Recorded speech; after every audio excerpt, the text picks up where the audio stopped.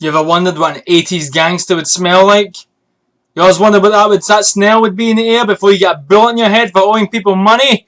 Well, you're about to find out. This is Fragrance Top 5 80s Gangster Scents. So, I have 5 cents for you, worn by the biggest, baddest, ballsiest motherfuckers to walk the earth.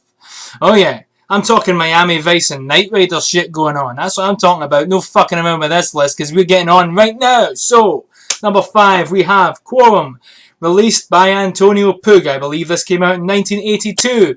This stuff is manly. I mean, look at the bottle. You'll notice that the bottle is lacking the words for men. Why doesn't it say for men on it? Because it doesn't fucking need to. It's that badass. So yeah, but seriously, this stuff is just, wow, it just smells ballsy. It's like a cousin. It's like Drakkar Noir's less sporty cousin. The sort of cousin that's a bit overweight. Wears a tracksuit, but no one fucks with him. Why? Because he has a gun. That's why. It doesn't matter that he could lose in a fight to a fit guy in a tracksuit. No. He's got a gun. No one cares.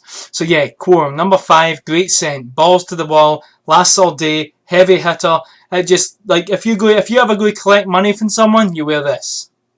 You won't even need to lay a finger on. You just need to go, okay, here's the money. Next up, number 4. Boss Number 1 by Hugo Boss. The original Hugo Boss.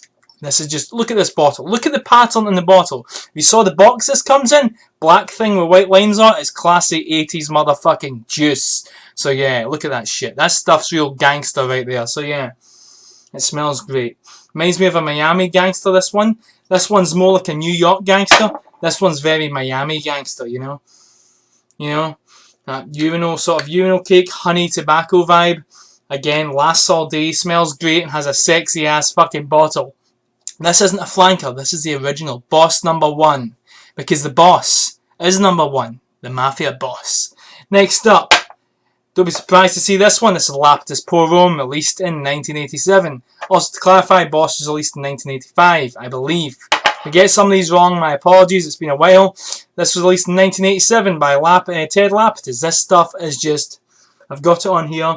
This is one of the finest scents ever made. It's in my top 10 list. For good reason. It's fucking awesome. It smells great. It lasts long. It smells classy.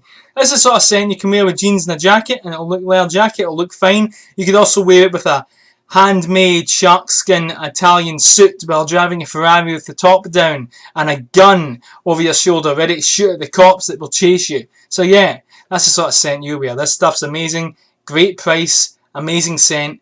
It's the ultimate gangster's choice. Do sniff this one out. If you want to go breaking people's kneecaps, you might as well smell good while doing it.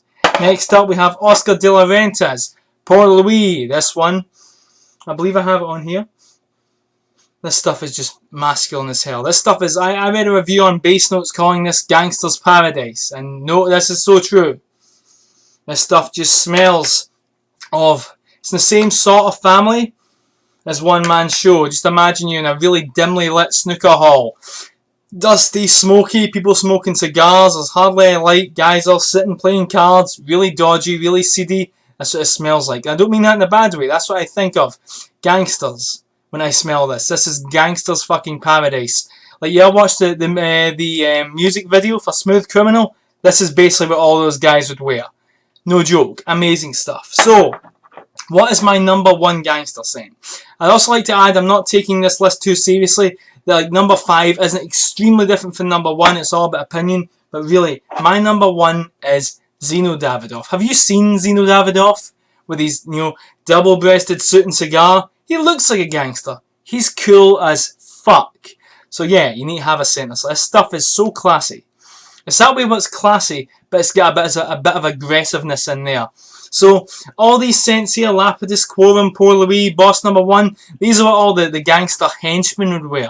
But this is what the number 1 Don would wear. You know?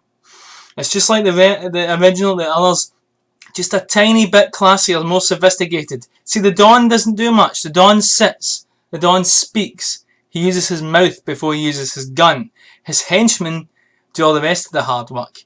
But when that Don does speak, he's always got something fucking badass to say. So yeah, this one is amazing.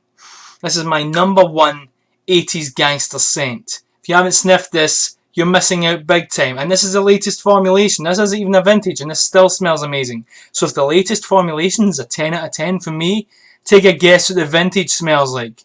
Yeah, plus Johnny Depp wore it. And, you know, he played a gangster, you know. What was it? What was the movie called again? You know, Lefty. You know, Joseph D. Pistone. Yeah, he played a gangster, remember? So, yeah. So here's my list. That's my list, guys, of top 5 80s gangster scents. I hope you enjoyed it.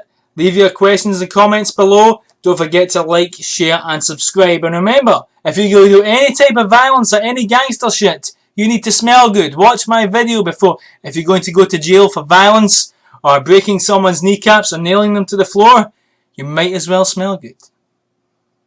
Gangster.